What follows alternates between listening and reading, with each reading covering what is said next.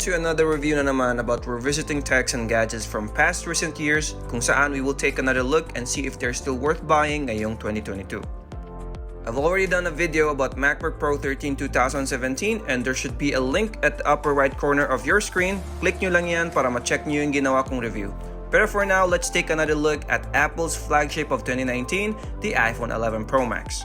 Right off the bat, in my honest opinion, ang short answer to the question kung ang 11 Pro Max ay still worth buying in 2022 is a big yes. For a longer and detailed answer, stay lang kayo and watch the rest of the video. Okay, start tayo sa design and build quality. iPhone 11 Pro Max features a 6.5 OLED screen, a Super Retina XDR display with a resolution of 2688 by 1242. Compared sa ibang Android smartphones ngayon or kahit sa latest iPhone 13 Pro Max, a 6.5-inch screen is not that massive. However, kung mapapansin nyo ang screen ng XS Max and 11 Pro Max, their screens are wider. So in the hand, the iPhones feel larger than other phones. Para sa ibang Android phones kasi, they chose to make their screen taller. Sa clarity and quality of the screen naman, it gives you a beautiful cinematic experience lalo na with its upgraded stereo speakers and brighter screen na kayang umabot hanggang 1200 nits. About the infamous notch, though now it's not that big of a deal compared to when it was first revealed on the iPhone X series, a lot of people hated it, and to be honest, I was one of them. Especially with how we saw Android phone companies effectively design their uninterrupted bezel-less screen such as using punch hole or pop-up cameras. Para sa akin, the notch issue was just blown out of proportion. It didn't bother me as much as I thought it would. Yes, distracting siya nung una, but I've gotten used to it, and it never spoiled my experience in watching media contents or enjoying the beautiful iPhone screen. In comparison naman with 12 Pro Max, which in my opinion, a little uncomfortable to hold dahil sa angular and squared edges niya, ang 11 Pro Max, even though malaki ang screen niya, mas komportable pa rin siyang gamitin because of its rounded and curved sides. And it's a tad smaller than the 12 Max only by a few millimeters, so having a reasonable size, it's not as gargantuan as the 12 Max. 11 Pro Max features the newest processor during its time, which is A13 Bionic CPU with 4GB of RAM. Sa performance, very fast pa rin siya. I haven't had any performance issue and I never felt that I have a slower device when comparing to my 12 Pro Max. May newer CPU ang 12 Pro Max pero sa day-to-day use, I couldn't spot any significant difference sa kanilang dalawa.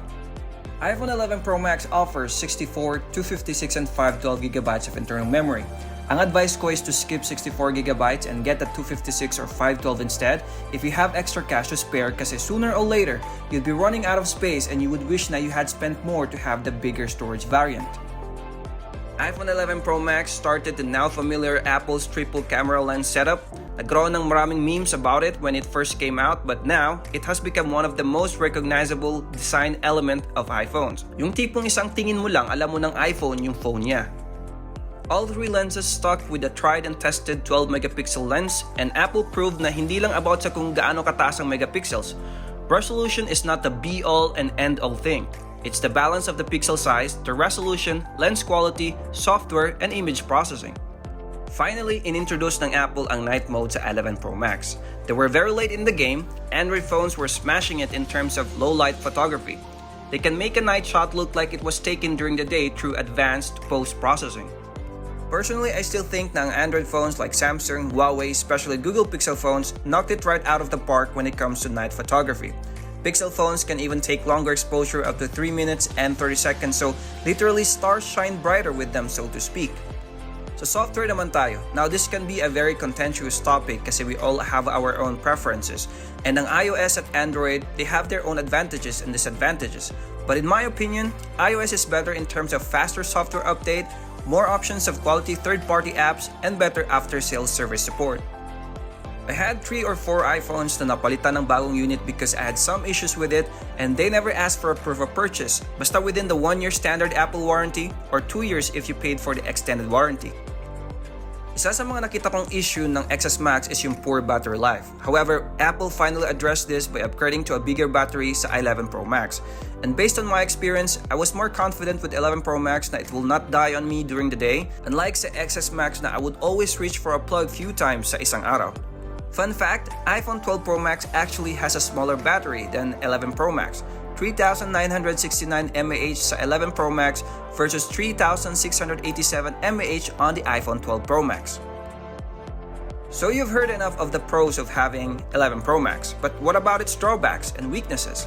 Start tayo sa price. I bought mine used for 2,350 Saudi Riyals or roughly $600 US. Hindi siya mura for a second-hand phone, and if you're looking for a brand new condition, expect it to cost you more. The silver lining in that is the resale value. Used iPhones doesn't decrease its value faster than its Android counterparts, so they hold their value better than Android phones. So kung gusto mo mag-upgrade after, you can expect that you could still sell it and not lose a lot of money. 11 Pro Max starts at 64GB storage space in the base model, which is not enough, especially if you like taking photos and videos. However, this was addressed by 12 Pro Max, which starts at 128GB. Third is kung kailangan mo ng 5G, look somewhere else. 5G networks are still in their infancy, however, it's expanding rapidly and it's good to stay ahead of the curve. I'm not saying that 4G LTE is a slouch, especially after some advancements we've seen in 4G LTE. For me personally, hindi siya malaking deciding factor. So in a nutshell, kung gusto mo ng large OLED display, competitive triple cameras, and good battery life, that's definitely among the longer lasting phones I've used for a lesser money, I would sincerely tell you to consider iPhone 11 Pro Max. Humanap kayo ng slightly used ones sa Facebook Marketplace or sa buy and sell sites like carousel.ph. Get the 256 or 512GB storage. Do not even think about getting the base model.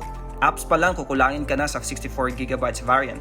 Aside from 12 and 13 Pro, no large screen iPhone can offer better hardware than the 11 Pro Max. Now if you really need 5G, hindi ito yung phone na para sa'yo. Okay, that's it for now. I hope this is somewhat helpful, especially for those who are considering 11 Pro Max as their next purchase. This is Hamid of Kael Khalil Tech. Please smash nyo naman yung like and subscribe button and see you on the next one.